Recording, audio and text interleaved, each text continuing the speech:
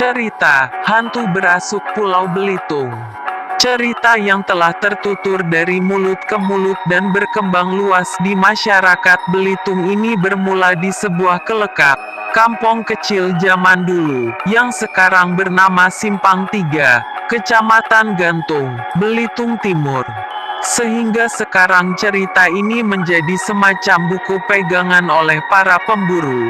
Berasuk merupakan salah satu cara berburu binatang hutan, terutama pelanduk dengan bantuan anjing pemburu. Oleh karena anjing memainkan peran cukup besar, maka pemburuan ini disebut nama berasuk. Secara harfiah berarti hantu sedang berburu. Umumnya, orang-orang yang sering berburu pada malam hari, pernah bahkan sering mendengar lolongan anjing menyayat hati menggambarkan kepiluan.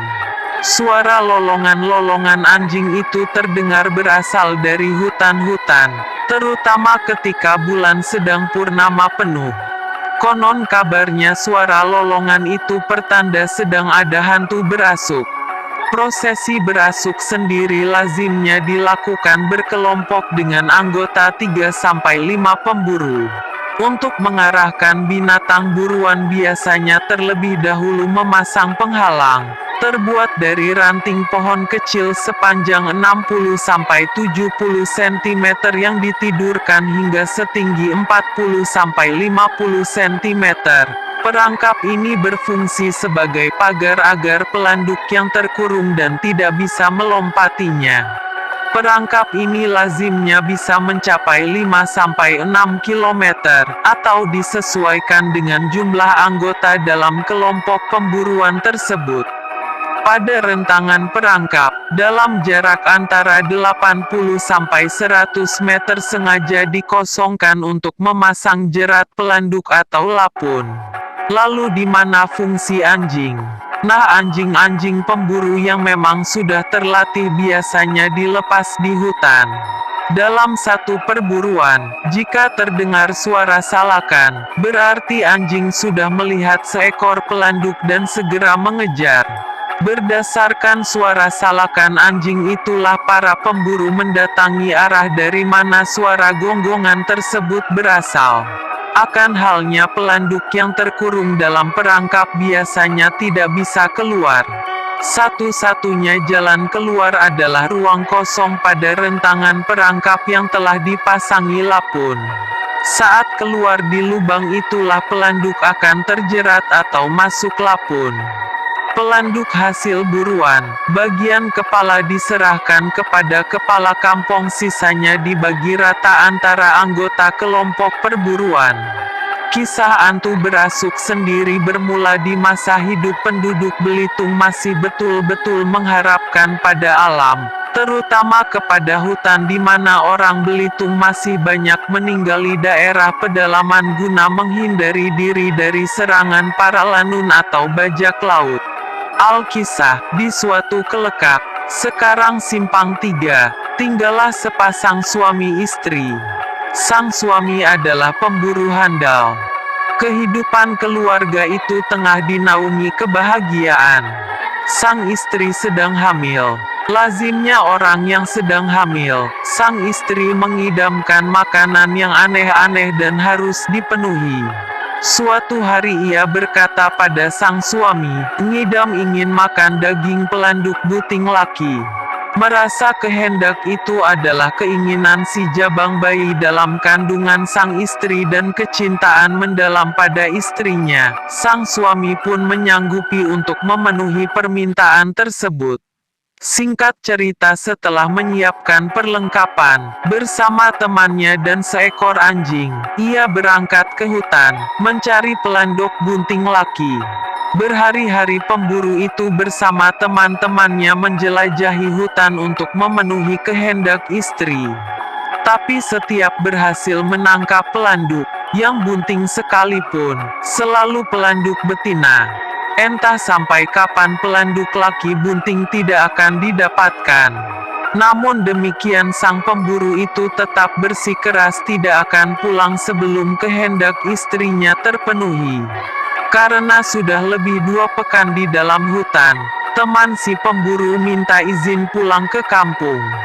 Sang pemburu itu pun tidak keberatan kepada temannya. Sebelum pulang, ia berpesan agar istri tetap bersabar karena pelanduk bunting laki belum ditemukan, karena itulah ia belum mau pulang ke rumah. Setiba di kampung, teman si pemburu itu pun menyampaikan pesan suaminya kepada istrinya.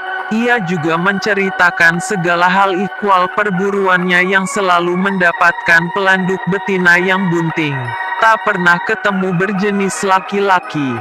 Mendengar cerita itu, betapa sedih hati sang istri pemburu. Sebab suaminya telah salah menerima ucapannya, sebab yang dia maksud bukanlah pelanduk laki yang bunting, tapi pelanduk betina, bunting yang dalam perutnya laki-laki. 3 bulan setelah kepergian suaminya berburu, dengan bantuan bidan kampung, sang istri pun melahirkan bayi laki-laki. Sementara itu tak satu pun penduduk Kelekak tersebut yang tahu menahu kabar sang pemburu di dalam hutan. Puluhan tahun berlalu, sang anak beranjak tumbuh besar, menjadi pemuda yang gagah. Namun ia tetap bertanya-tanya, kenapa tak pernah melihat ayahnya? Maka ia pun menanyakan hal ihwal ayahnya kepada sang ibu. Didesak anak satu-satunya, sang ibu pun dengan berat hati menceritakan bahwa ayahnya sedang pergi ke hutan untuk mencari pelanduk bunting laki buat dirinya semasa masih dalam kandungan dan belum kembali hingga sekarang. Mendengar cerita itu, sang anak merasa bahwa kepergian ayahnya yang tidak kembali lagi karena ia sendiri.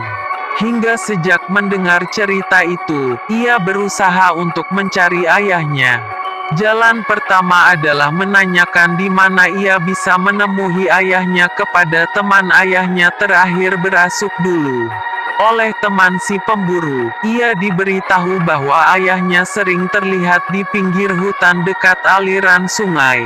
Mendapat informasi tersebut, segera si anak pemburu itu menuju tepian sungai di tepi hutan seperti yang ditunjukkan, menunggu kemunculan ayahnya. Namun setelah beberapa kali menunggu, sang ayah tak juga muncul.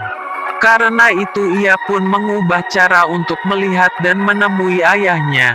Dengan cara bersembunyi, suatu sore tampak ayahnya terlihat singgah di tepi hutan dekat tepian sungai. Melihat kemunculan ayahnya, bukan kepalang gembiranya sang anak. Tak sadar ia memanggil nama ayahnya sambil berlari menghambur ke tempat ayahnya berdiri. Terkejut mendengar suara panggilan seorang anak dan berlari menghambur ke arahnya, sang ayah pun segera berlari masuk ke dalam hutan. Kehendak hasrat untuk melihat sang ayah telah terpenuhi, tetap saja sang anak belum merasa puas. Ia pun segera duduk di bekas ayahnya tadi duduk. Saking menahan jengkel ia menebang sebatang pohon rotan sambil berjongkok. Potongan rotan tadi dibuatnya anyaman dengan menggunakan lipatan lutut dan pahanya sebagai ukuran. Setelah selesai, anyaman itu pun dilepaskannya dari lipatan kakinya. Karena hari sudah gelap, ia bergegas dengan meninggalkan anyamannya gitu saja. Esok paginya sang anak kembali lagi ke pinggir hutan itu bermaksud untuk mengambil anyamannya yang tertinggal.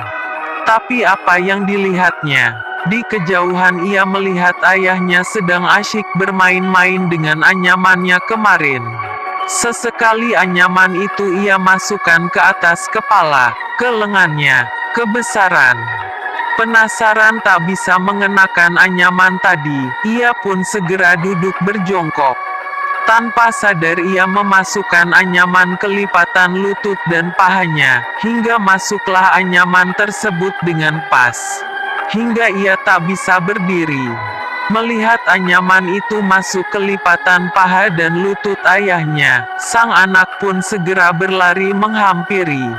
Ia pun segera menangkap ayahnya sambil menangis sesungguhkan. "Siapa kamu?" tanya sang ayah kepada sang anak yang memeluknya itu, sambil terkaget-kaget. Ditanya demikian, si anak tak menjawab sepatah kata pun. Ia hanya mengelus-ngelus jenggot ayahnya yang panjang. Dengan gemetar dipegangnya tangan si anak, sambil bertanya kembali, "Siapa kamu sebenarnya, anak muda?"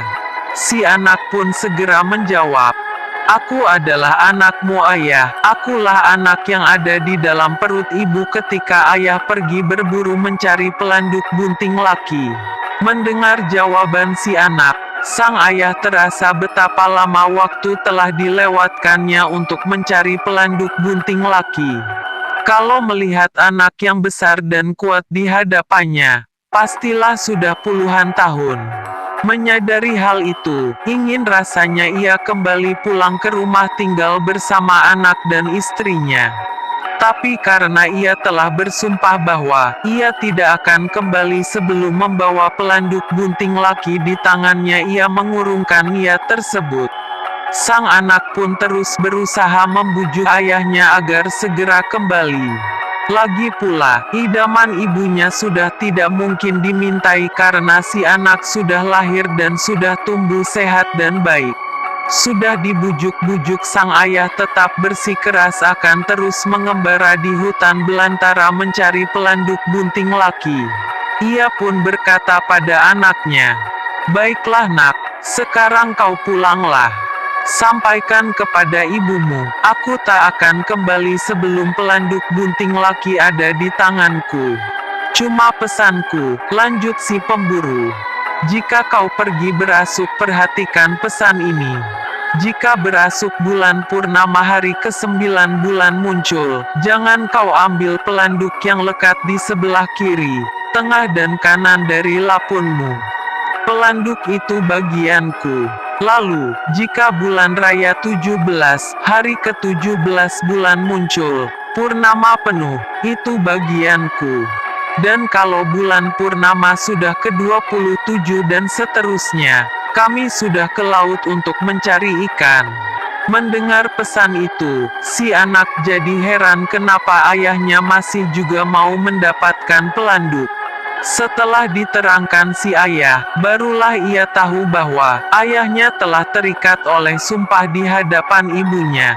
Dengan berat hati, si anak pun mohon diri kepada ayahnya sambil berujar, "Ayah, bagaimanapun kau tetap ayahku. Namun jika ayah tidak mau kembali ke rumah, apa boleh buat? Ananda akan mematuhi pesan ayah dan akan kujaga ibu baik-baik. Ananda mohon pamit, ayah." Sesudah mengucapkan kata-kata perpisahan itu, sang anak pun melepaskan anyaman yang menjerat kaki ayahnya dan sang ayah segera menghilang ke hutan belantara, melanjutkan pemburuannya. Setiba di rumah, sang anak menceritakan perihal pertemuan dengan ayahnya di pinggir hutan tadi. Sang ibu pun bisa memahami bahwa suaminya tak akan kembali ke masyarakat ramai dan ia segera berdoa semoga kesalahannya diampunkan Yang Kuasa. Sejak kedua anak beranak ini selalu memperhatikan tanda-tanda purnama dan sang anak selalu melakukan kebiasaan ayahnya demi pengabdian kepada sang ayah. Itulah cerita hantu berasuk Pulau Belitung. Terima kasih sudah menonton.